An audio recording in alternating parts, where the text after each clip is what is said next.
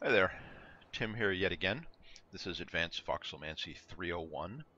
Today we're going to talk about how to generate a single point in the corner of a prime voxel. This point is actually one of the more important points that we may want to generate, and it will allow us to make a whole lot of other shapes and a whole lot of other points. The point we're going to generate today is likely to be a slightly imperfect point. And a bit of a disclaimer, I'm doing these videos, one, to teach other people, but also to document the methodologies that we used and I used to generate some of the tools that we're working with. And that tool set is a developmental work in progress. If you step outside of here for a moment and look at my wedge, this wedge right here has some imperfect elements, and it's in fact color coded. It's been working its way along for a long time. There were elements that had glass corners, which was my sort of mental indication of myself of fragile or not quite perfect. And then now we're pretty much settled into the gray and whites, which are what I would call almost perfect. And the multicolored cubes, reactors, are the ones that I'm very, very, very satisfied with. And you'll note that my wedge isn't finished. Part of that is that it takes a whole lot of time to make them perfect. Some of it is just I haven't gotten around to it yet. Other things have taken priority, and additionally, I like to build. So most of the time it doesn't matter whether or not your point is 3 pixels across or 1 pixel across. There are times it does matter, and for that end we work towards it. But lest anyone quibble, wait, that's not the perfect way to achieve that end. That's true. The perfect way to achieve each end would be a voxel editor, which we do not have. So what we're going to do is create a corner pixel. And the corner would be right here at this point right there. And I set up a little bit of some stuff to help me do this video a little bit faster. But the first thing that we're going to make right now is using the line tool, and we're going to make it out nice big 6 voxel. We're going to go from the 15 point to the 15 point across a 15 horizontal. And then we're going to pick up some paint. Let's see, a nice dark color so we can see it. And we'll step around over here. Now, where we're interested in is actually where this line touches the wall and is trying to lock in on the actual cubes that are already there. And you'll see right down in here is where that is. And if I click here with my paint, you'll see I'm coloring a chunk right there. We're going to copy that spot right there. And we're going to walk over here and we're going to stick it in a reactor.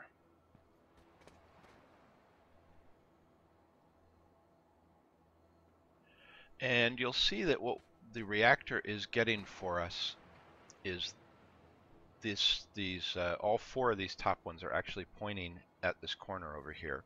Now if I get in nice and close, you'll see that they are not perfect. In fact, the blue one is quite a ways off from the corner, but they are getting there, right? So we're going to be okay with that for right now because the line tool is very imperfect. And one of the reasons why achieving perfect points is so hard. And when the only way to get a particular reactor corner so far seems to be the line tool, and the line tool is imperfect and doesn't lock onto exact vectors, it makes it a little bit tricky to achieve what you're looking for. So, but again, the important thing here is the methodologies and understand how to create these bits and pieces. And as time goes by and you find more and more things that have achieved a perfect location, you can combine those elements, which is part of what we're talking about today, how to combine elements in different reactors to achieve the results that we're looking for. So we have a line here, and it's a fairly thick line. But nonetheless, it does not pass through the origin of our prime voxel here in the middle. Which is important because when we shrink it, it won't try to lock into that center point. and it stretches out the full 3 voxels and is pretty close to a corner. So that's the first element that we want, and we actually want an offset version of that as well. So we're going to go ahead and come over here, and we're going to 2, 3, and drop down 1, and we'll take just the top one of those 2. We'll drop that in a reactor. So there's our offset version. And we're also going to want a shrunk version. So we'll go ahead and clean up our space right here a little bit. Make sure it's nice and neat. Doesn't have any weird stuff floating around in it. And we're going to copy that out again. And if I select the middle of that right there and I shrink it, it disappears obviously. And we're going to go ahead and putty it back into place. And you'll see that and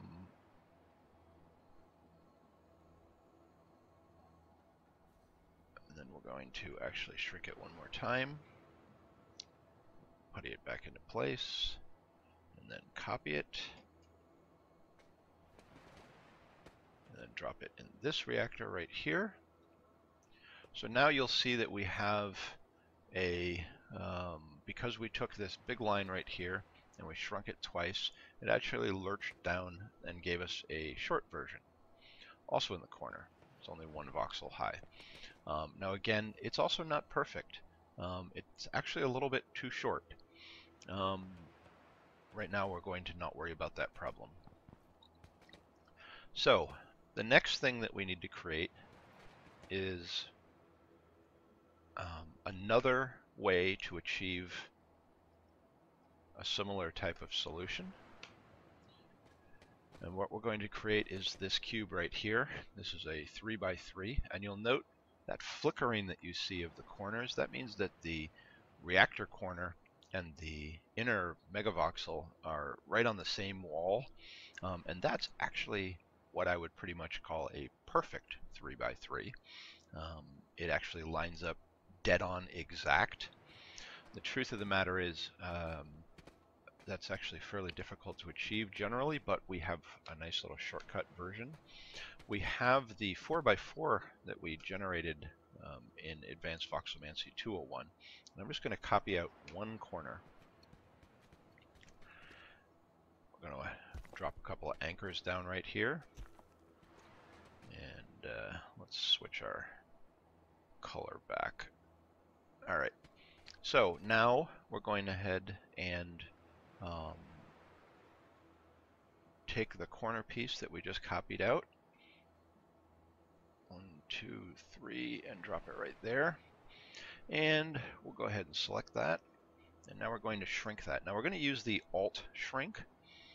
I forgot I must admit I don't remember the default keystroke, but it actually shows up in your toolbar down here. I've remapped mine to Z, which I find more useful than whatever it was. And now I'm going to Alt Shrink that out. And then we're going to putty it back into place. And you'll see that it actually shrunk neatly, which is good. And we're going to Alt Shrink it again and putty it back into place. See how that corner is still sticking out past? So we're going to Alt Shrink it one more time. And we're going to putty it back into place. And now that corner is actually sitting right in the corner right there. And if we take this and we start dropping it into a reactor, and I had originally copied out, let's see, this corner right here, like that. So you'll see that it's actually stretching out right here to this corner. Well, this cube right here is that pushed out into each of these 8 corners, inverted each time. And then this cube above it is I took the resulting white cube and dropped it in a normal reactor so that I actually had square corners instead of the funny shaped one right here. Well, not fully square, but reactor corners. And that achieved that. Then using the same basic method of doing offset voxels, I offset it on one horizontal plane this way. Then I took this horizontal plane and offset it again using the method described in 201 to get a corner like this. And then I offset that on the vertical to get this corner up here where we have a corner offset square voxel. All right. And I just did that in advance like that so that we could save a little bit of time in this video. Now, what we're going to do is combine some of these elements to achieve the result that we're looking for. All right. Now, what we want is this corner right here. All right. Well, we have. So we'll start with a clean reactor and we'll drag it out where we can see it nice and easily. All right. Now, let's go back over here. This one right here actually gives us this light tan corner. And that light tan corner is better than this light tan corner. If I copy that one and drop it in here, remember I showed you that shimmering of the original 3x3 cube shows that we have achieved what I would sort of call a perfect cube. Because we have a perfect cube, as we do the offsets, we wind up with perfect offsets and therefore a perfect corner up there. And if I drop this one down in here and I do an undo and a redo, you'll see that that corner is actually dragging up to be flush with the green one, where the previous one wasn't. So we like that. That's what we want. We want it to be as close to perfect as we can get it. So I'm going to copy this now and invert it and drop it down here on the bottom one. Invert it, and we'll replace that one. So we now have put better corners into here. All right.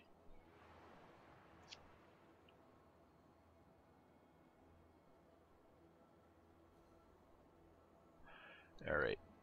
Now, this piece right here, which I actually clobbered, I'm going to copy back out again. We'll drop it into this reactor over here so we have it again.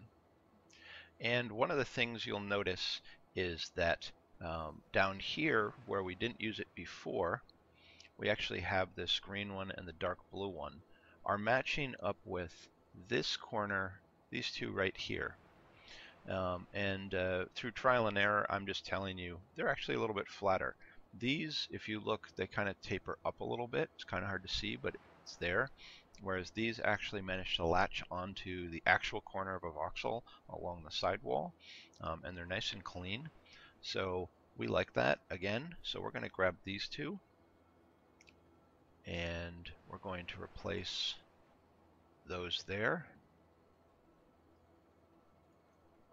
with the cleaner ones, and we're going to invert that and put them up above, again with the cleaner ones. Now also, the pink right here are the same as the blue ones, only they're rotated and inverted. And again, we want the cleaner versions. So I'm going to, if I take if I take these two blue ones right here, actually let's undo that and do it this way. If I take these two blue ones right here, if I invert them on the horizontal plane and then rotate them on the horizontal plane, you'll see that they now face the correct direction. So we're going to go ahead and replace the pink ones with those in this reactor right here. All right, so now we have cleaner versions of a couple of different elements right here. And what we're going to do now is we're going to remake this offset one using the cleaner version of the long one really quickly. So we'll go here, and we'll paste it twice. Copy that. We'll go ahead and drop that in there.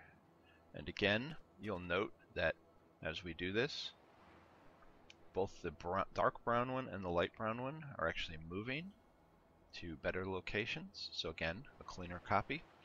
Now, the way that we can get our first point is actually simply to take the top of this line and the bottom of this line and put them together, and we have a point. All right, so if we take the top over here and the bottom over here,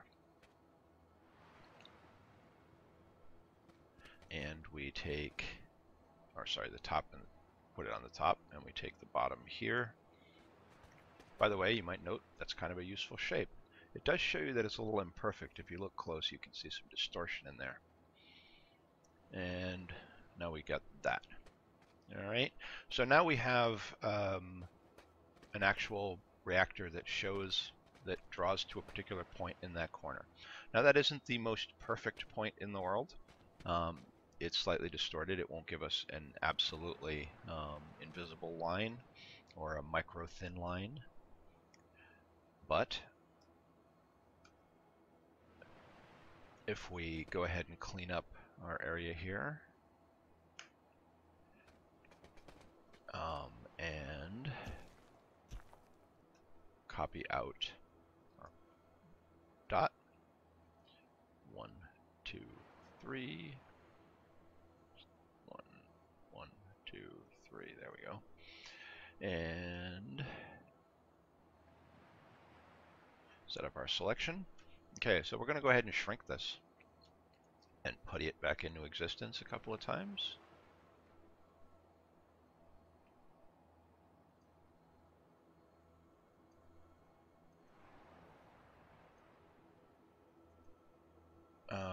One of the things you might want to know is that micro shrinks or alt shrinks use different math. This was actually stated by the developer than the larger shrink. So when I'm doing this technique, every once in a while I throw in a few micro shrinks. Again, not because I'm sure that it does anything helpful, but because why not? It certainly doesn't hurt, because we're trying to get it as small as we possibly can. So we've done that, and now we'll go ahead and paste this back into our reactor. And you'll note that the corners absolutely got cleaner. All right, so if I undo and redo, see a whole bunch of corners are moving around over there. And we have a much, much, much neater and cleaner version than we had before. And we can even check. We know for sure, as I mentioned before, that this brown one right here is what I would sort of call perfect. So we're going to go ahead and copy that and drop it into this reactor and see what happens.